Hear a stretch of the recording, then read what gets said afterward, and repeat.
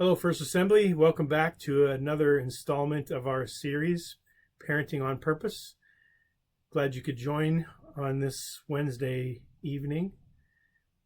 And as you already know, if you've tuned in before, the tagline for our series is that the generation to come will know. That's really the foundational principle that God has given us, this honor, this privilege to pass on faith to the generations that come after us. We've covered a lot of ground, as you can see. I'm not going to read through all of those. Look at number 11 on there. Repentance, forgiveness, and restoration was our last session. So here we are at number 12, talking about obedience issues. And there's a lot to cover, so let's get right to it. What is obedience? Ephesians 6:1. Instructs children to obey your parents in the Lord, for this is right. Paul said to the Ephesians, obey your parents in the Lord, for this is right. We can think of situations where a child would not be held to this because of context, because of an abusive parent, because of being forced to do something that is wrong in those situations. But let's just take it at face value. Obeying your parents in the Lord, for this is right. If you've ever looked at the book of Ephesians, the first half, Paul basically gives, here's what we believe. And then the second half, this is what it means for functioning in life and functioning in family situations. Colossians 3:20 instructs children, be obedient to your parents in all things, for this is pleasing to the Lord. This goes back to what we talked about respect for authority. And it's really essential for family life. For family to be ordered, for family to be functional, for family to be a loving, caring, safe place for everyone in that family, obedience to the parents, respect and honor for that authority is important. And it facilitates a heart for God.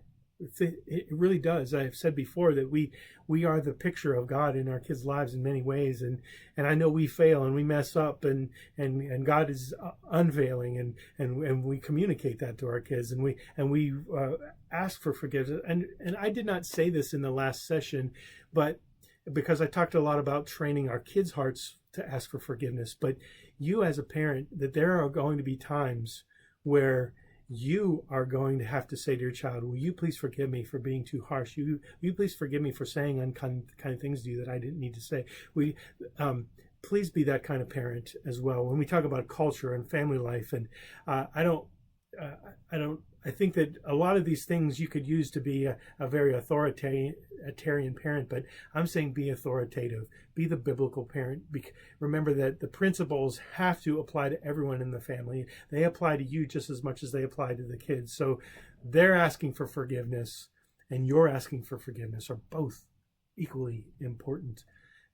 You're facilitating a heart for God together.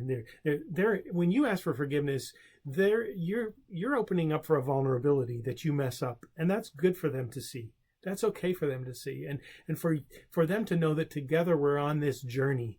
We're walking this journey of faith together, following God and messing up and asking for forgiveness.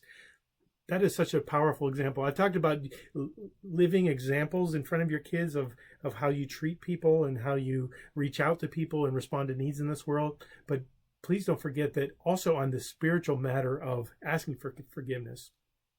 So you're setting the stage for obedience in family life. They're seeing that they're not just expected to obey you, but you are expected to obey God. And we see this modeled in Abraham when God says, take your son, take Isaac, whom you love, and go to the land of Moriah and offer him there as a burnt offering. I mean, this is mind-boggling, and I know skeptics have used this and maybe as an antagonistic way of look at, what kind of God do you actually serve? And God set up this test for Abraham, and none of us can fathom what we would do in a situation like this, or what it would feel like for this kind of message to be given to us by God. And we know the outcome of it, that he did not go through with it, that God stopped him.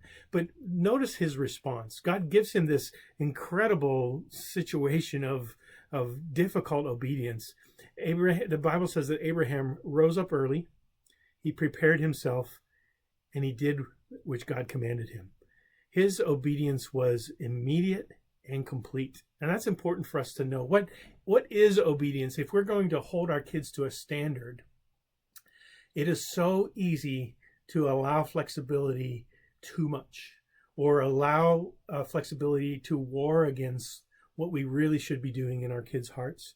It's easy to become a parent that maybe lets things go way too often, and we're going to talk about that in the next few moments. 4 characteristics of biblical obedience. Think about it. Obedience is immediate, complete, without challenge, and without complaint. Let's look at the quote on the screen there. Obedience is not the mark of a slave. It is one of the prime qualities of leadership. I want you to grasp all 5 of those things, the 4 points and that. If we want our kids to truly be fair, honest, strong leaders, that they're going to have to understand obedience. And if they can grasp biblical obedience and that we hold them to that standard, that's going to make them better people, better Christ followers, better leaders of people in the future. So again, immediate, complete, without challenge, without complaint. Let me give you an example. If I ask my child, if I tell my child, I need you to clean your room today, or I need you to clean your room. We have some people coming over that we didn't expect to come. I'm expecting that they're going to do it immediately. There are times where it has to be done right now. And I'm expecting that they're going to do it complete. Like, as my wife often said to our kids, there's clean, but then there's mommy clean. And so complete, without challenge, without complaint. So what if they do the first 2? Let's say they do number 2, okay? 1 and 2. It's immediate and it's complete, but the whole time it's, why do I have to, blah, blah, blah. Is that obedience? Is that true obedience? Now, this is one of those issues where you listening, you could say, wow, that's pretty authoritarian. I thought he was... you could use it that way. You could be a very authoritarian parent. But remember, this is about our kids' hearts. This is about their molding their hearts for God. And if we want them to respond to God and respond to Scripture in the way that we should, it's immediate, complete, without challenge, without complaint. There are times when they're going to mess up. There are times where they're going to complain. There are times where they're not going to be very happy, and you're going to see it in their countenance. And that's the time when you say, you know what, that's not okay. That's not obeying the way I need you to. I think you need a timeout, or you need to do this, or whatever you're deciding to do in that situation. Please don't let those things go by, because those things just build. If you need to pause in the situation or come back to it later, do that. Because if they obey, but it's with a challenge in which complaining or with an eye roll, and of course challenge and complaint are different from each other. The challenge might, let's say that's the nonverbal, the eye roll or the sigh. That's the challenge that they really don't want to do it. Or the complaint, well, outright, I don't want to do this. Why do I always have to do this? Or why doesn't my brother or sister do this? Well, I'm asking you, and I want you to deal with this now. And you need to decide how you're going to deal with the challenge and the complaint. Because on one hand, people would say, well, they should be allowed to express their emotions. Yeah, not in a disrespectful way. Not in a way that challenges you, or a way that's not helpful in the moment. And they might be really heated in the moment. You're going to have to come back to it later. But again, if we are to be wholeheartedly accepting of the things that God wants us to do, then the training ground is how they deal with it, or how they respond to you as a parent. Another thing that parents will do is they will, let's talk about how they wrongly train, being the threatening, repeating parent. The parent who hopes for compliance, but not willing to enforce it. The parent who maybe, let's think about the last slide, who will get complaints and challenge from their child, but never does anything about it. Or they've given their child a directive and the child hasn't obeyed, at all. The child is waiting till the parent says it 3 or 4 more times or gets really angry, and you put that on the child and say, why don't you obey? You never obey, or you never do it when I say do. Well, don't blame the child for that. Please, that is on the parent. Because if you're going to call them to a first time, an immediate obedience and a complete obedience, then you have to hold them to that. And it's so easy to slack. It's so easy to just let things go by because it's more work to stop and deal with it. It's more work to go back to it later. But the threatening, repeating parent is the parent who counts. Well, you know, I'm going to, all right, you haven't done it. Well, I'm going to count to 5. Well, what does that mean? So it wasn't wrong. It wasn't wrong on 5. Or let's say it wasn't wrong on 1, it wasn't wrong on 2, it wasn't wrong on 3, it wasn't wrong on 4, but now it's wrong on 5. Why do we make deals with our kids, like nonverbal deals like that, or repeat it over and over, hoping that they're going to obey until we get to the point where we're going to blow our stack, and they know, okay, when mom or dad gets really, really mad, then I'm going to have to obey. Or when mom or dad says, okay, that's it, you're getting a consequence, or you're getting a spank, then I'm going to obey. You have not helped your child's heart by letting them disobey over and over and over. It's not like they're all of a sudden going to say, oh, dear mother or father, I have not been complying immediately and completely, but I am going to now. You hold them to that standard. That's your responsibility as a parent. And again, that sounds maybe legalistic or authoritarian. I don't believe it is, because there's a biblical reason. There's a response behind it. There's the idea of them obeying parents, of them obeying God, and the family culture and atmosphere that you're creating. Another thing that parents do is bribing. We talked about that in a previous session. A bribing parent will appeal to the lust of the flesh and say, you know, if you do this, if you go ahead and let's stay with the room. If you clean your room, I'll buy you another video game, or we'll go to Sonic later. And let's not make deals with them.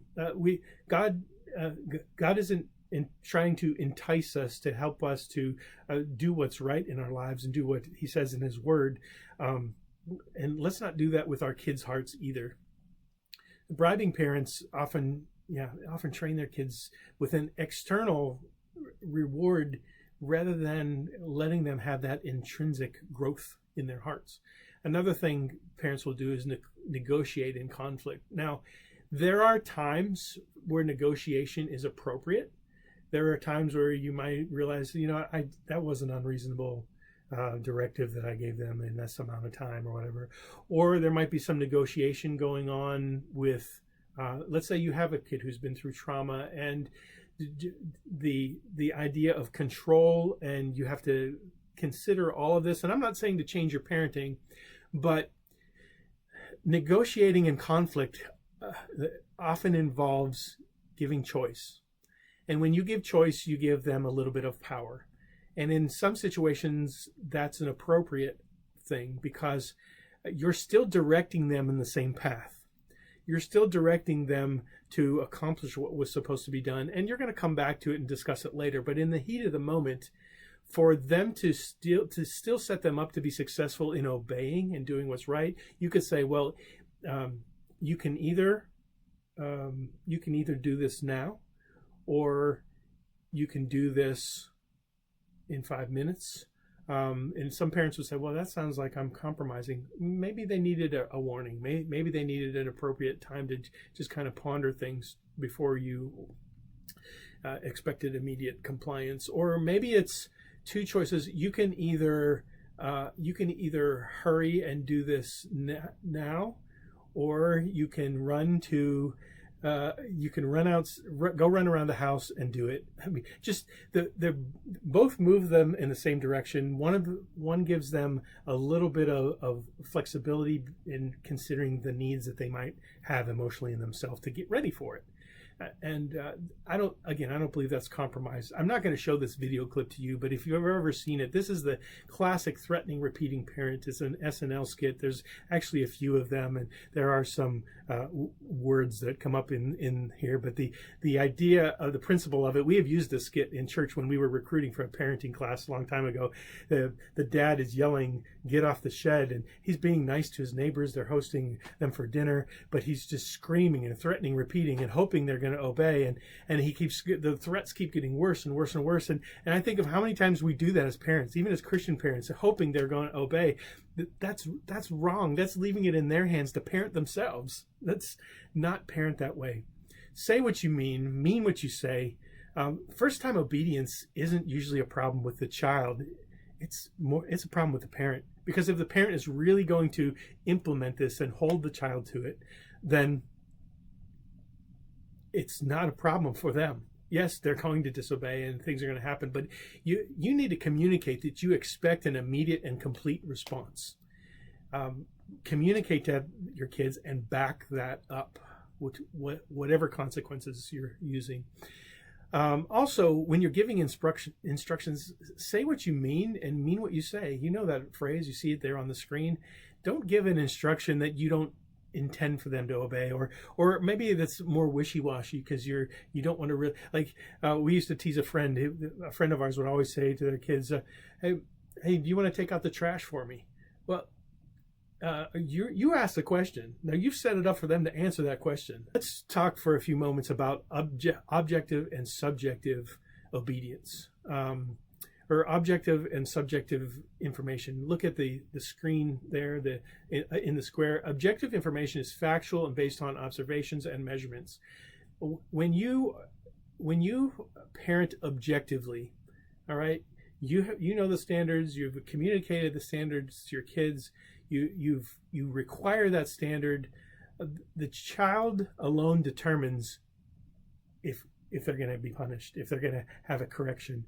The word punish there, I like to use the word correction more, because it's not about, I'm not saying the word punishment is wrong, but you want to correct them in such a way that you're guiding their heart on the path, right? But the consistency of the standard makes obedience objective, since the parent does not react arbitrarily. Okay, let me put that in other words. If I have communicated again to my child the expectations, if my child disobeys the expectation, if they defiantly go against it, they have made that choice. It was objective. This is the standard. You broke it. You knew there would be a consequence. You made this choice. And it's important for us to communicate that to our kids. You know, you're angry, and you might be angry in this situation, and we're going to come back to this, and we're going to talk about forgiveness and rest, but you knew this. You knew that this was our expectation. You knew the standard. You knew there would be a consequence, and you chose for this to happen. Put the responsibility on them. It's not a heaping on the guilt and shame, but it's for them to understand this was a choice. You made this choice. Let me give you a couple examples. After 1 hour, you tell your child after an hour, get off the computer. By disobeying, you chose to not have any computer time tomorrow. Okay, let me give you a couple scenarios. You tell your child, you get 1 hour on the computer or 1 hour on the video games, and you have to get off. Well, then your child didn't. And you say, by disobeying, you chose not to have any computer time tomorrow. They chose that. Because you gave them a directive. And they should know that when you give them the directive, you mean it, and you're going to follow up on it immediately. You tell them, do your homework before watching any TV. Okay, I wasn't home. You didn't obey. I'm sorry, you chose to forfeit TV watching for your TV privileges for tomorrow. Or what about mouthing off to your mother when it's not acceptable? You know it's not acceptable, and we will go to church tonight, but we will not go early for the carnival.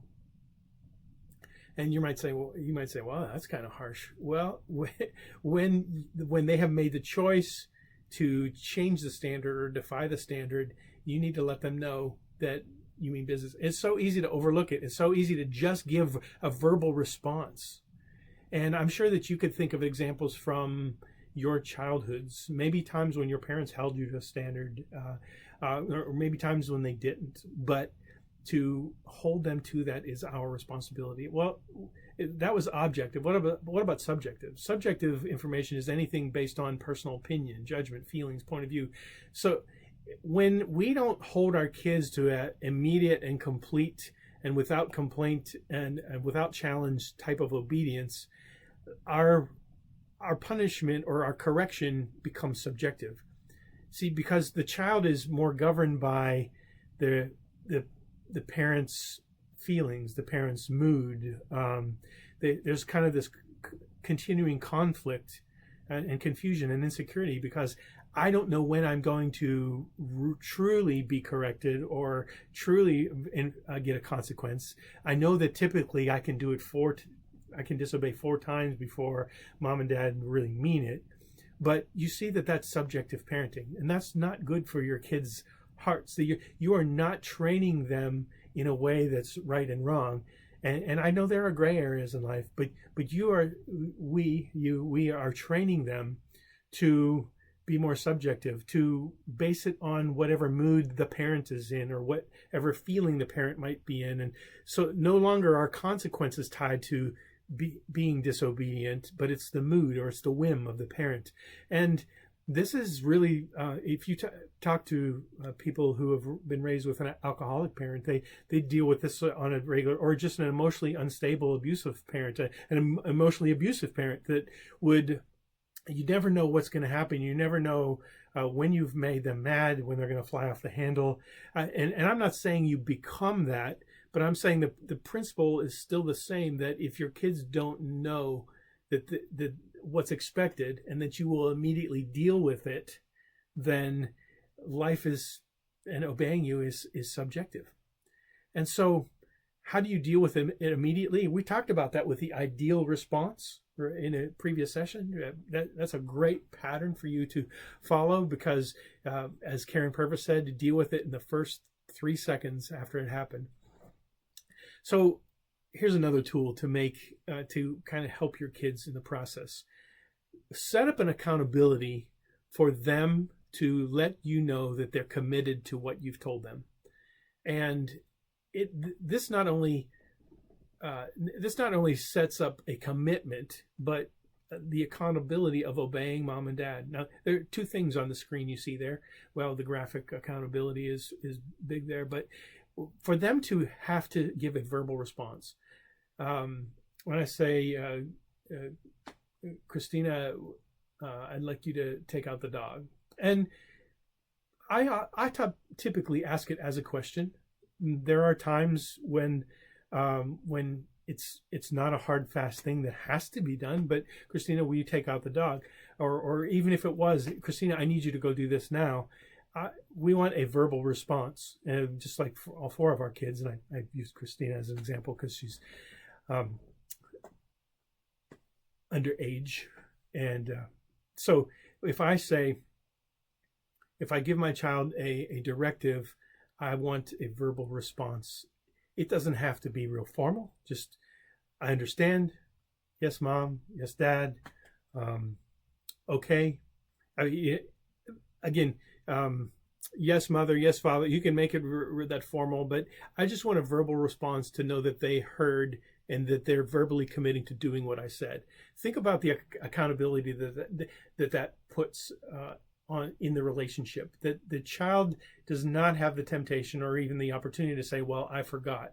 No, you actually committed to doing this. You told me. I know you heard me because you responded. And sometimes a child will use this in power and maybe act like they didn't hear you and not say anything. And you get to know your child. You know these situations. But for you to, if you need to go over to them and say, "I know you heard me, and we're going to deal with that because that's being disrespectful and disobeying. But I need you to go do such and such."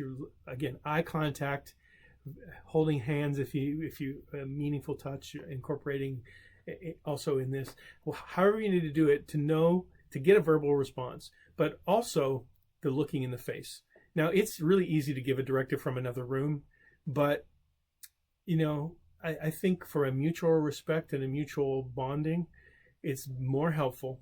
I know it's more helpful for you to go to the child and look at them and say, "I really need you to go do this. I need you to pick up that. I need you to call someone," whatever it is that you're looking in their face. That fosters a greater accountability. It's bonding, which is also very important in a time when they might not really want to do what you have directed them to do. So these are, when our kids were very young, we would play a game, and we would have them go hide. And I remember this doing in the house we lived in before we moved to Texas a lot when our kids were very young. And they'd go hide, and I'd call their name, and they'd have to yell, "Yes, Daddy." And I say, "Will you please come here?" And then they'd come running out and get a big hug. And just to be able to foster that that practice in your family, you could start when they're very young, just to kind of get them used to responding to something you say. Countdowns. Help your child with timely compliance rather than exasperating them. Let's say you are visiting with friends. Maybe they had to get together and it's time to go. It is not fair for your child. You might say to yourself, well, wait, you talked about immediate obedience, so I should be able to walk over there and say it's time to leave. Yes, but you're not respecting your child's world. You're not respecting the fact that they deserve a warning, maybe a countdown, as it shows on your screen, to be able to say, "Hey kids, in 10 minutes we're going to be leaving. Hey kids, in 5 minutes." Make this a practice. This will help your relationships. This will help your child to emotionally and physically prepare for the departure, or for whatever is going. Not just the departure, but if you expect them to do something at, let's say, at 3 o'clock, you say, "Now remember, in 15 minutes, there's something I've told you that I need you to do." And to use a count, then don't exasperate our children. Again, Paul used that word, that we can exasperate them by punishing too harshly, like I said earlier, but also just by not respecting that they have needs as well, and that we can prepare them and journey with them, rather than the harsh, "We're leaving right now, let's go." So the hard truth: if I ask my child to do something and he or she disobeys, my child is in sin. If I'm characterized by repeating myself in hopes they will obey, then I am the one in sin as a parent. I know that sounds really harsh, but think about it. What's the greater sin? You're the one tending their heart. You're the shepherd of their heart. If they do something, if they disobey, that isn't sin. That is a sin that they have committed. But if I allow them to continue in sin, I know the Lord doesn't judge the level, sin is sin regardless. But if I were to judge the weight of which one, they're a child. They're a sinful human being like everyone else. But if I allow that to happen, if I allow them to repeat in a sin before I do anything about it, the weightier sin, I believe, is on me as the parent. And kids want security that parents are in control. Yes, they balk against the boundaries that we set, and the standards that we set, and the consequences that are in place when they make the choice to disobey or misbehave or whatever. But boundaries bring security, and to hold to those, and not in such a way that we manipulate or scare a child into first-time obedience. This is another thing I want to caution you about. Don't correct your child in front of others. Don't come down on them definitely in public. We see this all the time. We see it in grocery stores or maybe even in front of the other kids. And there's sometimes you got to deal with it right away. And in your family, that's a little different. But let's say you're having people over, or let's say you're at church and to get together, and to come down hard on your child in front of others, all you're doing is shaming them publicly. Say, "Excuse me," and you go off somewhere else and you deal with it. This is a personal matter. Because their heart is personal, and you are the shepherd of that. You need situations where you have to parent privately. And so don't be like that parent in the grocery store that not only degrades and belittles their child, but it almost seems like they like the power, and they look around and they see other people. You've seen people like that, and this idea that I'm being a good parent and I'm in charge, and look at how strong I am. And that's not being strong. That's using your child in a very selfish way. So also on your screen there, calling a child to first-time obedience is not a problem for the child as much as it is for parent. I said that earlier. For such a standard calls parents to a consistency. Well, that consistency, of course, is it takes intentionality, takes and inconveniences. There are times when we'd rather not deal with it. We would rather move on. We'd rather forget about it. I don't want to have to go deal with the situation, but we have to do that. You signed up for this, a responsibility as a parent and as a Christian parent. I believe there's even more at stake here, right? Because we're battling for the hearts and minds of our kids. Parenting on purpose. This is our series. This is a section that, okay, well, we're going to go ahead and wrap up here. This is a good place for us to stop with part 1 of obedience issues, and next week I'll be back for part 2, continuing on this idea of holding them to obedience. What is obedience, and how do we actually war against ourselves by the ways that we don't hold our kids to that standard. So see you next Wednesday again at 7 o'clock. Thank you again for being part of this. I hope it's been helpful, and God bless you. I hope you have a great week till I see you again.